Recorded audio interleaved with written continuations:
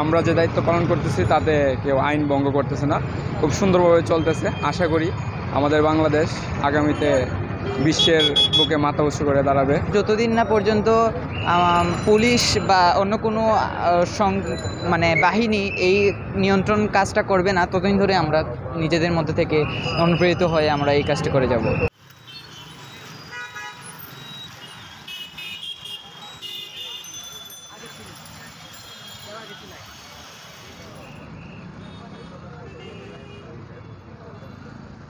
যেহেতু দেশটা আমাদের, দেশটা যেহেতু সুন্দরভাবে চলছে, সেই জন্যই মূলত আমরা মাঠে নেমেছি, গাড়িগুলো নিয়ন্ত্রণ করতেছি।